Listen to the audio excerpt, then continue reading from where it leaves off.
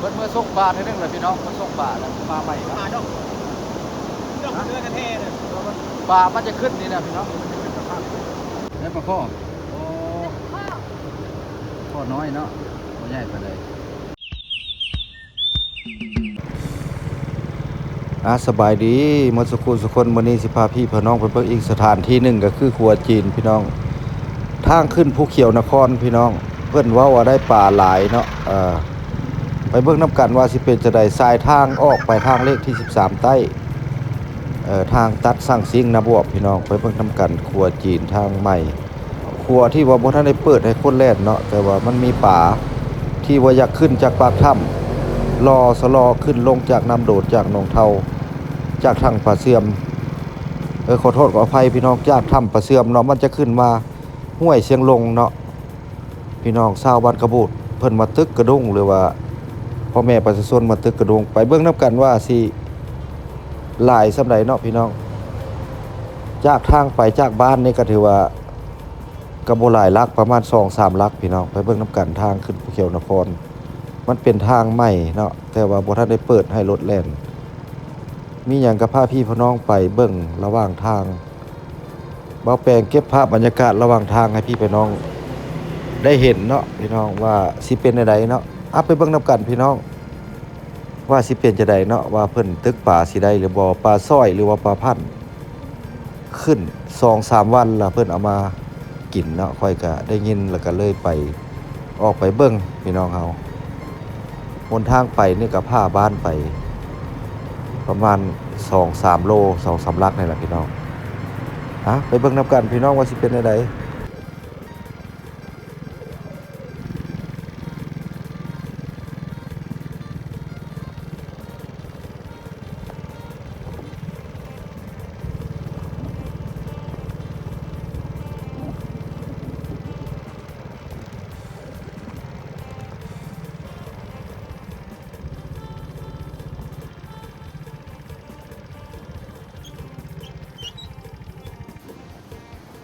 เหาะแล้วพี่น้องเพราะว่าป่าขึ้นหลายเนาะมันสิตีขึ้นถ้ำมันขึ้นจากโดนแล้วก็ขึ้นจากห้วยแค่แล้วมันสิมาสลออยู่นี่แต่ว่าเพิ่นตึกกระดุงหลายได้ยินข่าวว่าพาพี่พน้องมาเบิ่งอยู่ห้วยตัวนี้ก็คือห้วยออกจากภูเขียวเนาะพี่น้องคือห้วยเชียงลงแต่ว่าอยู่ใกล้ตีนภูเขียวพี่น้องลงไปเบิ่งนำกันว่าสิเป็นจังไดพี่น้องคนหลายเลยพี่น้องเพิ่นตึกแต่เช้าพุ่นนะพี่น้องนี่ครัวตัวนี้เราบ่ท่านเปิดขึ้นความจริงแล้วครัวตัวนี้มันจะขึ้นข้ามไปทางเมืองใหม่เนาะคือว่าเมืองภูเขียวนครเนาะแต่ว่าบ่ท่านได้สำเร็จเนาะ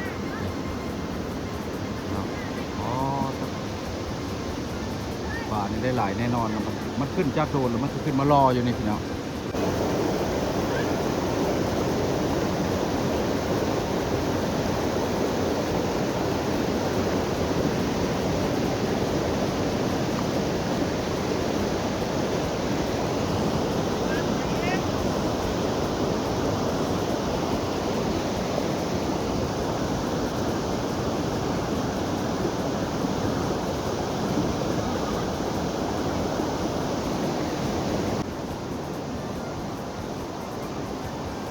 ผู้ชายจะกระดุมเลยพี่น้องผู้ชายเลยฟองมักใหญ่พวกหินเนี่ยร่างกายพี่น้องหินพวกตัวนี้เราเฮ็ดแล้ว2023-24นี่นะพี่น้องแต่ว่ายังบ่ได้เปิดแล่นพอดีเป็นแหล่งธรรมชาติหาอยู่หากินพี่น้องสวยงามพี่น้อง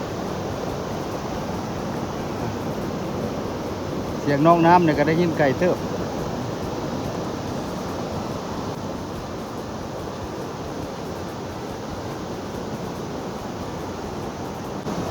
ไก่เพาะไข่บุโนไข่บุโนหากมาเลยนะหากมาเลยเพาะได้จะค่อยละนั่นนะเพาะหามาเนาะ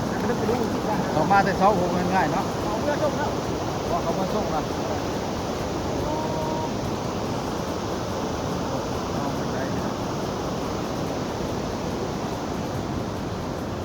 ปลาส่วนใหญ่ก็เป็นปลาฟันนะปลาขาวเนาะแต่ปลากดเนี่ยบ่ได้ขึ้นเด้อพี่น้องปลากดเนี่ยบ่ได้ขึ้น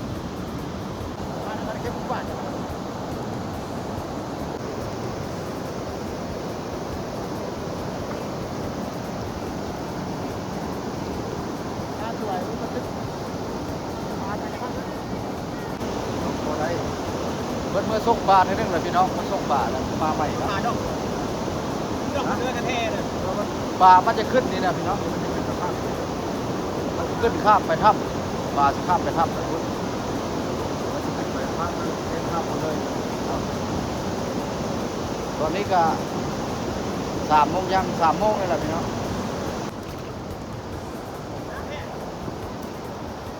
น้ำแห้งน้ำลงหมดแล้ว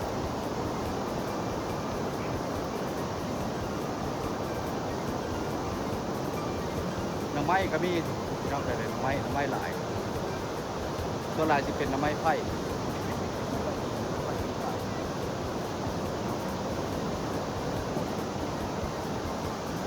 มีด้านเจด้านเครื่องนี่ก็มีตัวนี้ก็ลายทำไมนี่ลายในว่างตัวนี้มันเป็นจะลุกเลิกเติบโอ้มีแห้งเนาะพี่น้อง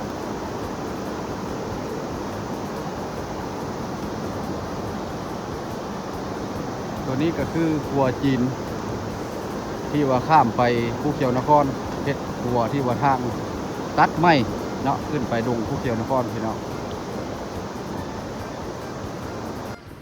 โซนนี้สิเป็นทางด้านหลังครัวพี่น้องเพิ่นก็บ่ทันได้เปิดให้แล่นเนาะท่อยังตัดไว้อยู่แต่ว่าครัวด้านนี้แต่บ่ทันได้เปิดเป็นทางการทางขึ้นภูเขียวไปพุ่นละพี่น้องพอไม้หลายเนาะไม้เต็มอยู่เทิงนี่ไหลออกมาจากคู่เนาะไม้พื้นไม้อย่างนี้ใครยังมาเอาก็มาเอาได้เนาะพี่น้องเนาะบ่ได้ห้ามเนาะเป็นบ่อไม้หลายพี่น้องไม้ลายขนาดมีแต่ไม้ใหญ่ๆแต่ว่าใครมาเอาเพื่อก็บ่ได้ห้ามเนาะมีแต่ว่าเป็นการดีเพราะว่ามันตันขัวนี่มันไหลลงมาจากคู่ห้วยตัวนี้ส่วนเทิงจะเป็นด้านหลังขัวเนาะเพราะถ้ามีรถใหญ่แล่นผ่านจักหน่อยเพราะว่ายังบ่ได้เปิดเป็นทางการเพราะเพิ่นก็ยังตัดไว้อยู่มามื้อนี้บ่แปลงผ้าพี่พน้องมาเก็บภาพบรรยากาศอยู่ทางขึ้นทางตัดไม้ขึ้นภูเขียวนครเส้นนี้เราบ่แปลงบ่ทันได้มาถ่ายจักเทื่อเนาะพี่น้องว่าได้ยินข่าวว่าปลาหลายแล้วก็เลยได้มาเก็บภาพถ่ายบรรยากาศให้พี่ให้น้องเบิ่งนี่ขึ้นไปทางเส้นนี้ถือว่ายังบ่สำเร็จ